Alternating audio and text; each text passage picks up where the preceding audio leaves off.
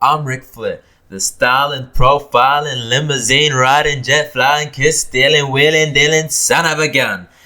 Hey everyone, this is the ASVP experience. I'm your host ASVP, and on tonight's show we got the Brokenskullsessions with Ricflair, and we got the Rawreview. We're going to start off with the Brokenskullsessions.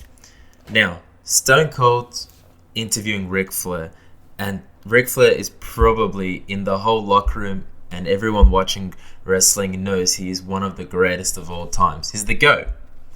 Now, starting off with the show, Ric Flair, he just begins to talk about like his health that he had in the past years. He spoke about how he had 4 heart procedures, and literally he just didn't like life. But now when you watch him, you see, he's getting a bit better. Well, he is a bit better. Anyways, now he starts talking about like his early career and all that, and Stone Cold asked him a few questions, and inevitably Ric Flair starts off saying like he hated going home when he used to be on the road, because he hated to talk to his family, because he just knew, he goes, what's one day of spending time? He goes, it's just gonna make him feel crap. But he did want to stay longer at home, which is just something he had to live with. Another thing he brought up was when he started his career, he always, when he had promos or anything, he always had new clothes, and he would always plug the designers in and the brands, whoever he got it from, which is pretty cool, to be honest, because he always lived by like, every time he's on TV, something else is new. He has a new suit, new everything. Anyways, so they start talking and all that, and Stone Cold just asks him the Ric Flair flop. He goes, how did you get it? Like, how did it just come to you? And he said he actually got it from Craig Valentine when they used to team up together back in the NWA days. And he always did it because people loved it. And such like his top turnbuckle bump, where he would go on the top turnbuckle and you just hear Jerry Lawler and you'll hear Jim Ross just say, no, Rick, no, don't go up there anymore. It's too late. And he'd always get thrown over, which is pretty cool. And he just loves now these days how like all these superstars like The Miz, how he acknowledges his figure 4, or Charlotte Flair, his daughter, who does the figure 8, which is even better than the figure 4 in my opinion. And also these rappers making new songs, making all of this, he loves that. Now onto it, Steve Austin literally tells him, look, Flair, I think you're the greatest of all time, if not like ever. And Ric Flair says, like, he goes to him, his greatest of all times are some people like Stone Cold and Undertaker. And Steve goes, what do you mean? Like, as if you don't put Hulk in there, as if you don't put Shawn in there. And he explains how, like, you can have people who are great workers like Ricky the Steamboat. All he did was just work great. He goes, but the thing is, he didn't draw people in because of his charisma. He goes, the people that had charisma and who had, honestly, like, the greatest personalities and all that, promos and everything like that, was, he reckons, a Stone Cold, and especially the Undertaker. Anyways, they start, chattering this, that, and Steve Austin asks him, he's like, dude, who do you reckon, like, when do you reckon, like, you actually thought to yourself, you were great, or you were a draw or something? And Flair goes, when he won his second gold title, because that's when he really thought he was becoming a draw. And he goes, he did, Harley helped him a lot, and he goes, like, opponents like Steamboat that helped him, because he used to love versing those baby faces, because it just made people more hate Rick. And Stone Cold laughs at him. He goes, you've only literally been faced like twice in your career. He goes, why didn't you ever do it more often? And Flair just goes, honestly, he hated being faced, because he knew he could draw money in just being a heel. And then then Stone Cold went back to the chops, and he's like, Rick, like, did everybody like get into chops? Was that one of your trademark things like everyone once did for you? And he goes, actually, the people who hated the most were Bret Hart and Taker. And he literally said Taker, whenever they used to wrestle, Taker would only go to him, you got 3 chops and that's it. But the funny thing is, Flair had to put those chops in because he was even saying, he goes, that was his offense. He goes, literally a low drop kick, probably in the crotch, a chop. That was more for him because that was his offense. Anyways, he goes, now, Stone Cold goes to Rick, how did you get your signature move, your finisher move, the figure 4? And he goes, he actually got it from Jack Briscoe. And he goes, he loved it because he saw nobody else use it. He goes, Jack Briscoe would use it here and there. And he goes, you know what? He goes, I'm going to use that as my submission because no one was also using submissions as finishers, which is pretty cool, to be honest. And he says, he begins to like talk about how the new age of wrestling, how finishers are really not something people are like considering, because he's saying less is more.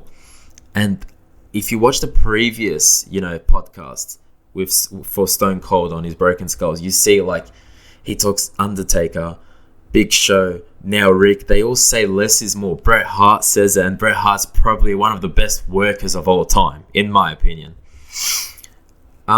So yeah, he was saying like that type of stuff. He was saying, just to do less is more. But the kids these days, because they're versing so many people, they're wrestling all this, they really have no choice but to use all their moves. Anyways, he also like starts to talk about how, he loves giving to the crowds. That's why he does the chops. That's why he does like the heel work, because he just loves the atmosphere. And also he knows how to read the crowd, he was saying. He goes, also not like these days how people don't really, do less is more and conserve their finishes, because they also don't read the crowds and they just do so many moves and don't realize, how the crowd's reacting to it. And then like Stone Cold asked him, he goes, Royal Rumble 1992, you were in a number 3 spot over 1 hour. You're 42 years old. Probably, in my opinion, one of the best Rumbles to ever happen. And also, one of the greatest Rumbles ever, because it had probably 20 people who were in their prime and who everybody thought they could win it, such as like Macho Man, Rick, Shawn Michaels, British Bulldog, just to name names, Roddy Piper. Just like that to me is one of the greatest Royal Rumbles. And he also said, he's like, Stone Cold asked him, you were there for over 1 hour, how'd you feel? He goes, he wasn't even gassed, because a couple of nights a week he would be doing 60-minute matches, because that's what they were doing back then. And Stone Cold asked him like, how do you feel like about the ending where Hulk holds Sid's hand and then Flair flips him over to win? And Flair goes, honestly, he goes, it wouldn't have been any better, because that's how a heel should win. He shouldn't win clean ever. He should always have assistance from something, or just something like that. And then, he starts to talk about his NWA time, where he went shortly after. And he was talking about it, how it really went, bad over there. And he started to hate it and all that. And so that's when Vince took over the company. And Vince called him back and he goes, take over the world with me. He goes, I need you, Flair. And nevertheless, Flair signs again with Vince. Anyways, he starts to begin like to talk about wrestlers and their history with them, like, such as like Taker and all that. In particular, how Harley at Starrcade, he really spoke about him highly, because he goes, Harley like literally made him feel like he wasn't doing what he was he wasn't doing like the best that he could, but Harley literally was telling him, he's like, look, you got to step it up. He goes, you can't let anyone push you around. You got to be the man. And Rick literally took that like a chip on the shoulder, and that night he just straight away changed. And he tried to do everything as best as he could, even if it was just wearing a suit or a promo or just punching someone. He would always make that as his, main 2 goal, to make him the best at everything that he does. So when people look at him, they're like, damn, he cannot do one thing wrong. Anyways, they start talking about the Taker match at WrestleMania. and he was talking about how emotional he was, because he literally thought he was the old person at the company. Like, everyone else was 20 years younger than him, and he wasn't really doing much like that. And he was talking about the match, how like if he was at the best of his ability, how they would have had an amazing match. But what can you do? You know, like, when circumstances comes, you got to put up or shut up. Anyways, he was really grateful Taker had that match with him. And after, he talks about how like emotional his career was. Like, it was such a roller coaster, and how at the end people kept saying to him like it's an honor to work with him. And he literally started crying in tears. He was in tears, and he was saying like, you know, he never imagined like people would be at the end of at the end of his career, people, when they wrestle him, they'll be like, you know, this is an honor to wrestle you. He never thought so much. But he also felt really sad because he knew he was coming to an end, and he knew he physically couldn't do the stuff that he was doing like in the 80s, which was his prime. And he always used to like, you know, get sad about that, until one day Triple H came up to him, and Triple H goes to him, Flair, he goes, I'm going to start this new faction. It's going to be called Evolution. We've got two young guns, Randy Orton, who Ricflair thinks he is the best wrestler at what he does now in the ring, and Batista. And Flair goes, that was like another breath of fresh air. And it just made him feel good again, as in like he was still in the big picture, he was still doing what he loves, and he really liked that. But the thing is, he also did talk about how, you know, he could see he was decreasing. And then after that, Stone Cold asks him, he goes, what's one of your greatest moments of your career? And he goes, it has to be my retirement match with Shawn Michaels. And he goes, it was funny. He goes, he was feeling really nervous about that match. He didn't feel like he was like up to it. And Shawn actually tells him, just before the bell rings, he goes, Flair, don't say a word. As in, Shawn's going to take this match and do everything his way. And Flair goes, I felt weird because I'm the veteran here. But he goes, Shawn knew he wasn't at his mental peak. Like, he wasn't at his highest mental game. And that's why Shawn did that. Which, in my opinion, it's great that Shawn did that, because it probably made Ric Flair's retirement match a 4 out of 10 to like I believe it's around 7.5 out of 10 stars, which is pretty crazy, to be honest. And then after that, he spoke about the ending, how just before taking Shawn switching music, Shawn goes to him, I'm sorry, and when he kicked him, he pins him 1, 2, 3. And Rick was just in tears. He goes, he was in tears from when that 3 count happened to 1 hour after in backstage. And he goes, he needed that though. He goes, then he was invited to the next day at Raw, and they had a emotional send off for him. And he was literally saying, he's like, how many people can actually have something like that? Which is great, but also it still made him feel like. He still made him feel like he wasn't. He just didn't like it, because he just knew he just wasn't physically and mentally, you know, at his best. Anyway, Stone Cold asks him, he goes, your TNA run. He goes, how did it make you feel? And Flair goes, it actually made me feel reborn. He goes, he needed the money. He hated working for Bischoff though, but he did really need the money. And honestly, he wasn't even wrestling that much. He was just cutting promos, doing Flair does Flair.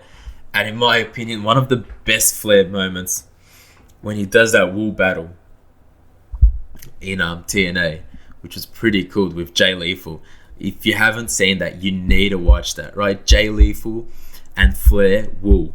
That's one of the funniest things. It's literally 5 minutes of them just wool slapping their bodies, flopping. It's absolutely crazy. But yeah, after that TNA run, Flair actually told Vince, he's like, look, he goes, I'm sorry for going over there, but I just needed the money and I just had to do it. And Vince was understanding, as as many legends say, Vince is actually understanding when stuff like this happens.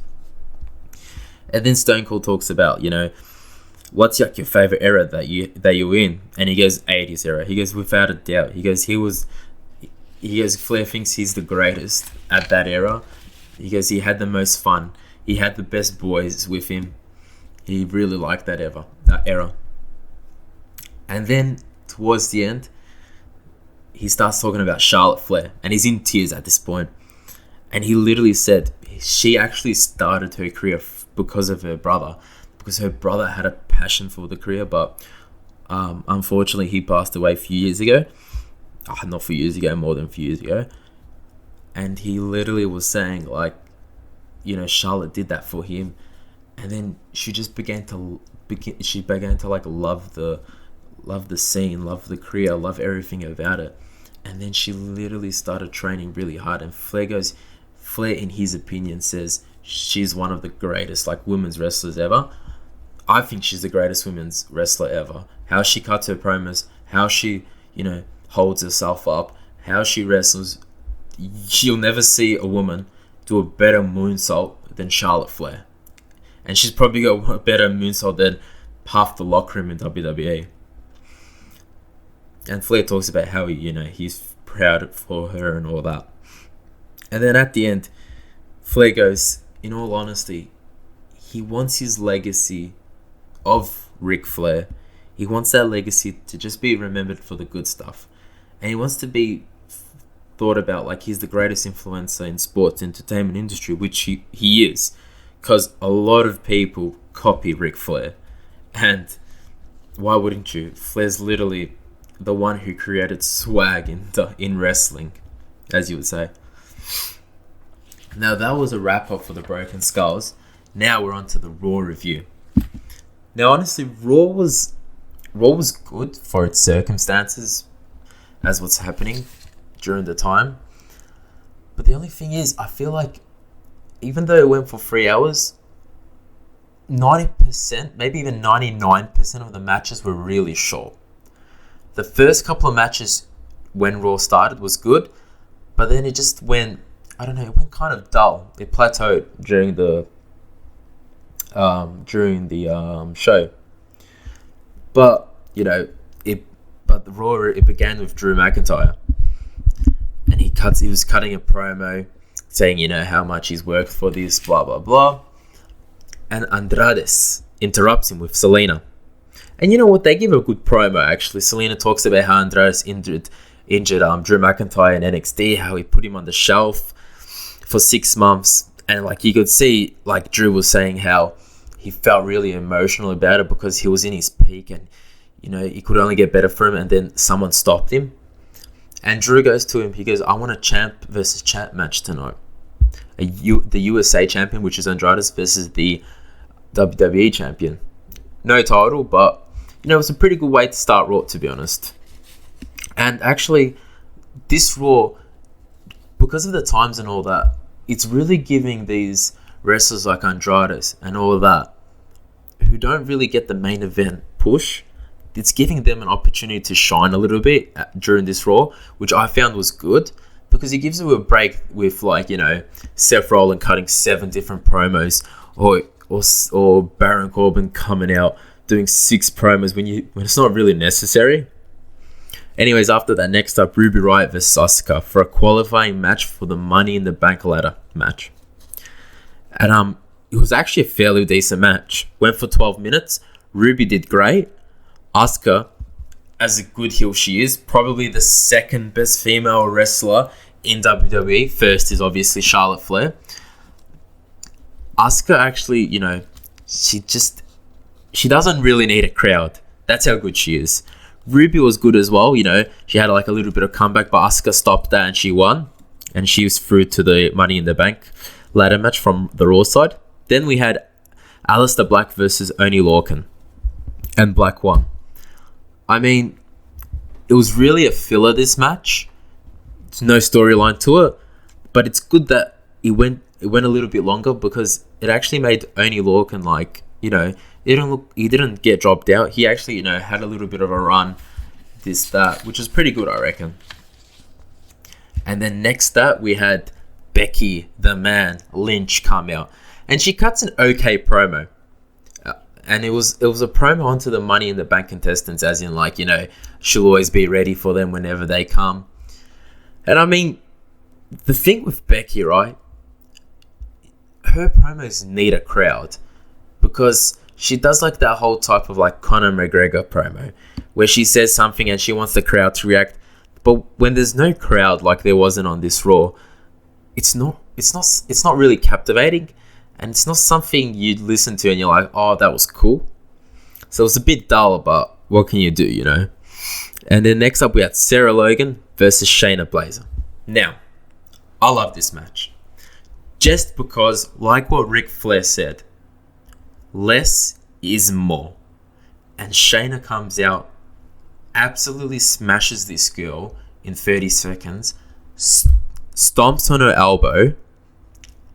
Sarah's unable to compete. The ring announcer, though, he got it wrong. He's like, Sarah Logan won. But they changed that after the commercial break and they said Shayna won because Sarah was unable to compete anymore. Now, this is exactly how they should be booking Shayna. And she actually goes through to the Money in the Bank. Now, do I think they booked Shayna correctly from since she came? You can't do much about it because her first opponent's Becky Lynch. And now, literally, WWE are pushing Becky Lynch till whenever she has to drop the title. And she wasn't dropping the title at WrestleMania because they probably wanted to be the longest reigning WWE champion, women's champion. And I feel bad for Shayna, but what can you do? If she saw the redhead and she had to go through it.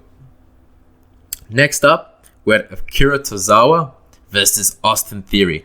Austin Theory, he's 22 years old. He's so great at what he does. He just needs an opportunity. And I'm loving that he's in with Selena, Andrade's, Angel Garza. I love that he's in that stable. And they literally need to keep that stable for them not to lose. They literally need to come out, beat somebody up, win a title here and there. Because there's such a great mid-card heel stable that when a babyface comes up the ranks, beats them, he's straight away positioned for the main event. That's how good this stable, I reckon, can be. We'll see what happens. Though, during this match, Selena was on commentary. She was alright. But the main thing is what the King said. Tozawa did a moonsault and the King goes, ramen noodle moonsault. Now, there's been a lot of hate. Everybody's saying, oh, King, you should be fired, this, that. Look, honestly, it probably doesn't even bother Tozawa. And it shouldn't bother people that much due to the fact, it was nothing bad, he said. He just said an Asian dish. Like, what can you do? It was pretty stupid, but it's not something you should be panicking on about. Anyways, it gave a good opportunity, though, to Austin Theory to showcase his single ability, which I reckon he did great. And then after that, we had Angel Garza taking on Tehuri Miles. Haven't heard the guy, but, he looked pretty good. And it was just really a squash match. Just so, what's it called? You have Austin Theory to win. You had Angel Garza to win. And you'll be hoping that Andrade can win because the stable wins this Raw. And after that, we had the final match for the women's Money in the Bank ladder match. We had Kairi Sane versus Nia Jax for the qualifying. And Nia wins. Nothing really much to talk about this match. It was just an okay match. After that, we had Charlotte Flair coming out.